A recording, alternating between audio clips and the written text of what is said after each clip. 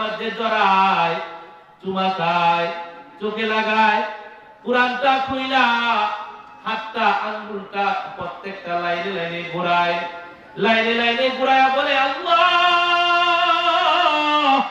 এটা তোমার কালাম, এতে কোনো সন্দেহ নাই। আর এটা তোমার জবানের কথা, এতে কোনো সন্দেহ নাই। আমি ছোটবেলায় মাদ্রাসায় পড়ি নাই, আমি কোরআন পড়া জানি না, কিন্তু তোমার কোরআন তোমার কালাম এটা আমি বিশ্বাস করি। চোখ থেকে পানিগুলা ঝরঝর করে ছাড়ে আর কাজে আল্লাহ তোমার কালাম আমি পড়তে জানি না, কিন্তু আমি বান্দা সাক্ষী দিলাম এটা তোমার কালাম, এতে কোনো সন্দেহ নাই। ও মালিক হাসরের ময়দানে তুমি পাকড়াও কইরো না। আল্লাহ তাআলা ওই বান্দা মারা যাওয়ার পরে আল্লাহ তাআলা কিতাবের মধ্যে লেখে আল্লাহ তাআলা ওই বান্দাটাকে কোরআনের মহব্বতের খাতিরে আল্লাহ তাআলা তার পিছনের জিন্দেগীর গুনাহগুলো মাফ করিয়া আল্লাহ জান্নাতটা তাকে উপহার দিয়া দিলেন। এ মুসলমান বাবা, আমাদের বয়স হয়ে গেছে, কোরআন পড়তে পারি না, কোরআন শিখতেও পারবো না, কিন্তু কোরআনকে তো ভালোবাসতে পারবো। কথা বলেন ঠিক কিনা? কোরআনের মহব্বত হৃদয়ে জন্ম দিতে পারবো তো ইনশাআল্লাহ। আমরা পড়তে পারি নাই, কিন্তু আমাদের ছেলেদেরকে কোরআন পড়াবো। ফুরকানিয়া মাদ্রাসায় প্রত্যেকদিন সন্তানগুলোকে পাঠায়া দিব। তারা যদি কোরআন পড়তে বলা হয়ে যায়, ও দাদা তোমার যদি নাতিটাকে তুমি মাদ্রাসায় পাঠায়া দাও, তাকে যদি প্রথম সবক কোরআন পড়াইতে পারো, তুমি যদি মারা যাও, কিতাবের ভিতরে আসছে তার দাদা মারা গিয়েছে, ওসিয়ত করে গিয়েছিল আমার যদি নাতি হয়, আমার ছেলেটাও কোরআন পড়তে পারে নাই, আমার নাতিটাকে তুমি সর্বপ্রথম কোরআন শিখাইবা।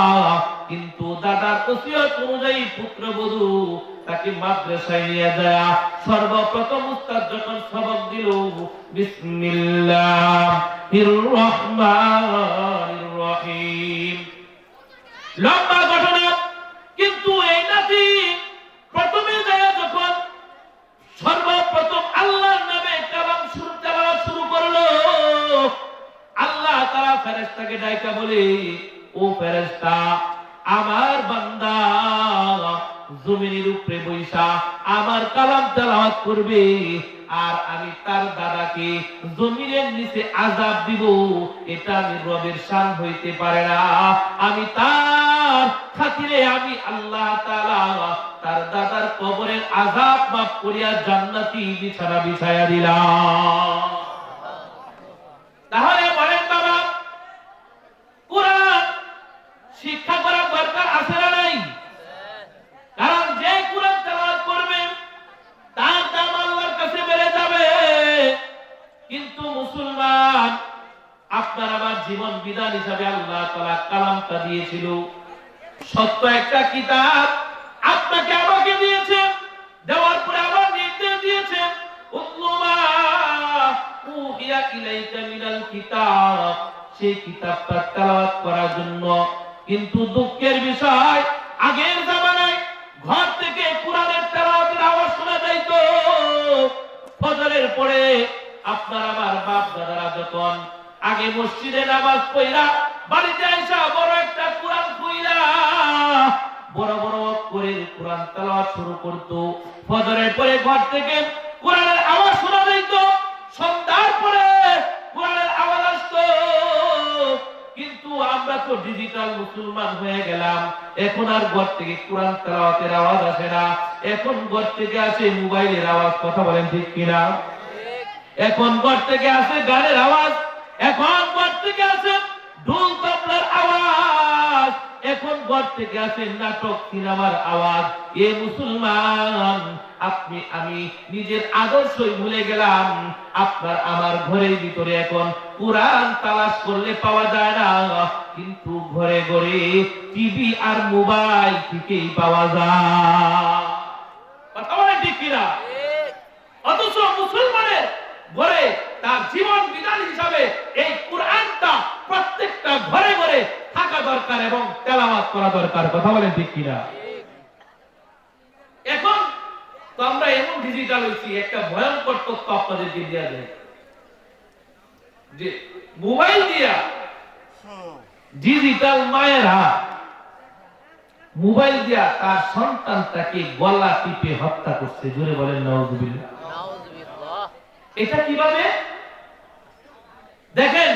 একটা মাসুম বাচ্চা, যে বাচ্চা কথা বলতে জানে না, যে বাচ্চা খাইতে জানে না, যে বাচ্চা হাঁটতে জানে না, মায়ের কোলে দুগ্ধ শিশুটাকে আল্লাহ তাআলা এত পরিষ্কার দেওয়া বুদ্ধি আল্লাহ তাআলা তার মাথায় দিয়া রাখছে। বাচ্চাটাকে কেউ যখন কোলে নেয়, কোলে নিয়ে যখন সে হাসি মারে, বাচ্চাটাও তার সাথে হাসি দেয়। কথা বলেন ঠিক কিনা? আবার যখন রাগে তাকায় বা ধমক মারে, তখন বাচ্চা কান্দে দেয়। কথা বলেন ঠিক কিনা? তার মানে এই মা, মাইকের আওয়াজ যারা শুনতেছেন, এ পর্দারের মা সর্বপ্রথম সন্তানের শিক্ষক হইলা তুমি। যে দুগ্ধ শিশুটা আল্লাহ তাআলা তার মাথার ভিতরে এত একটা সুন্দর দেমাগ দিল, যে বাচ্চাটা কুলে থাকা অবস্থায় সে তার দুশমনকেও চিনল, তার বন্ধুকেও চিনল। এমন বাচ্চাটাকে তুমি যদি আল্লাহ চিনাও, তাহলে কি আল্লাহ চিনবে না? এই বাচ্চাটাকে তুমি যদি নবীকে চিনাও, সে কি নবী চিনবে না? জোরে বলেন। এই বাচ্চাটাকে যদি কোরআন তেলাওয়াত শিখাও, এই বাচ্চাকে কোরআন তেলাওয়াত করতে জানবে না? অবশ্যই জানবে। কিন্তু দুঃখের বিষয়, আজকে ডিজিটাল মায়েরা তার সন্তানকে কোরআনও চিনায় না, তার সন্তানকে আল্লাহ চিনায় না, তার সন্তানকে নবী চিনায় না, তার সন্তানকে মোবাইল চিনায়, তার সন্তানকে কার্টুন গুলা চিনায়। কথা বলেন ঠিক কিনা? মোটু পাতলু আরো কত নাম আছে। এই কার্টুন গুলা দেখায় দেখায় সন্তানকে খাওয়ায়। সন্তান যদি কান্দে, মোবাইল একটা দিয়া দেয়, মোবাইল দিয়ে দেখা সন্তান কান্দা থামায়। কথা বলেন ঠিক কিনা? উঠতে বসতে খাইতে ঘুমাইতে সব সময় ওই সন্তানটাকে সে তার মোবাইল চিনাইলো, নাটক চিনাইলো, গান বাদ্যর আওয়াজ ওই মাসুম বাচ্চার কানের ভিতরে দিল। বলেন, এই সন্তানটাকে মা হইয়া সে গলা টিপে হত্যা করলো। এই সন্তান যখন 18 বছর বয়স হয়ে যায়, সন্তান বড় হয়ে যখন মোবাইলের জন্য, এমবির জন্য টাকা চায়, এখন আবার মা বাবার টাকা না দেয়, তখন ওই সন্তানটাই মা বাবাকে হত্যা করে। কথা বলেন ঠিক কিনা? তার মানে তুমি মা হইয়া, তুমি বাবা হইয়া তোমার সন্তানটাকে মাসুম বাচ্চা অবস্থায় তুমি গলা টিপে হত্যা করে দিয়েছো। কথা বলেন ঠিক কিনা? তাকে মোবাইলের আসক্ত ওই পরিষ্কার দেমাগের সময় তুমি বানায় দিতে। কথা বলেন ঠিক কিনা? অথচ আমাদের করণীয় কি দরকার ছিল? সন্তানটাকে মোবাইল না চিনায়া নবী চিনানো, মোবাইলের গান বাদ্য না শিখায়া কোরআনের আয়াতগুলো শিখানো। কথা বলেন ঠিক কিনা? কোরআনের সাথে পরিচয় করে দেওয়া, নবীর সাথে পরিচয় করে দেওয়া, আল্লাহকে চিনানো, এটা ছিল একজন মুসলমানের আদর্শ। কথা বলেন ঠিক কিনা? কিন্তু আমরা আজকে কোরআন থেকে দূরে সরে দেয়া আমাদের সম্পর্ক হয়েছে মোবাইলের সাথে। কথা বলেন ঠিক কিনা? মুসলমান ইমানদার যারা কোরআনকে মহব্বত করবে আর ভালোবাসবে, আল্লাহর কালাম এমন একটা কালাম যে যা এই কালামের সাথে সম্পর্ক লাগায়, কোরআন তার সাথে থাকে। কেউ যদি কোরআনের সাথে সম্পর্ক লাগায় দুনিয়া থেকে বিদায় হয়ে যায়, ওই কোরআন তার সাথে কবরে চলে যায়। যখন কবরে যাওয়ার পরে কোরআন তার মাথা বরাবর চলে যায়। যখন ফেরেশতারা তাকে প্রশ্ন করে, মান রাব্বুকা মা দীনুকা মান নবিয়ুকা, যখন প্রশ্নগুলা করার জন্য মুনকার নাকির ফেরেশতারা আসে, তখন কোরআন বলে, ও ফেরেশতারা, দুনিয়াতে তার সম্পর্ক ছিল আমি কোরআনের সাথে। সে দুনিয়াতে আমাকে তেলাওয়াত করত, নামাজে দাঁড়ায় দাঁড়ায় তেলাওয়াত করত, ফজরের পরে আমাকে তেলাওয়াত করত, সন্ধ্যার পরে আমাকে তেলাওয়াত করত। তার সম্পর্ক আমি কালামের সাথে। ও ফেরেশতা, আজকে তাকে আরামের ঘুম ঘুমাইতে দাও, তার ঘুমানোর মধ্যে আজকে ডিস্টার্ব দিও না। যত প্রশ্ন লাগে ও ফেরেশতা আমাকে প্রশ্নগুলা করো, আমি কোরআন তার পক্ষ হইয়া সকল প্রশ্নের জবাব আমি কোরআন একটা একটা তোমাকে দিয়া দিব। জোরে বলেন সুবহানাল্লাহ। এই কোরআন আপনার সাথে কবরে চলে যাবে, কবরে আপনার সাথে হয়ে এই কোরআন থাকবে। তাহলে এই কোরআন শেখা দরকার আছে না নাই? জোরে বলেন দরকার আছে না নাই? সামনে মাহে রমজান আসতেছে, মাহে রমজান মাসে আমাদের কোরআন তেলাওয়াতের একটা প্রতিযোগিতা করা দরকার। কারণ রমজান মাসে প্রত্যেক দিনেই কোরআন তেলাওয়াত করতে হবে। কারণ রমজান মাস হলো কি সওয়াবে অর্জন করা একটা সিজন। কথা বলেন ঠিক কিনা? এখন দেখেন আল্লাহ তাআলা কেমন মহব্বত করছে। কোরআন পুরা কোরআন ওই সূরা বাকারা মতো সূরা রাখছেন, আর ছোট ছোট সূরা আছে, ছোট ছোট সূরা। আল্লাহ তাআলা জানে আমার কিছু বান্দা আছে তারা তো কোরআন পড়তে পারবে না, এই জন্য আল্লাহ তাআলা কোরআনের ভিতরে ছোট ছোট কিছু সূরা রাখছে। সবচেয়ে ছোট সূরা হলো সূরাতুল কাউসার, ইন্না আতাইনা সূরা, আরেকটা হলো ওয়াল আসরি, আরেকটা হলো সূরা ইখলাস, কুল হুয়াল্লাহু সূরা।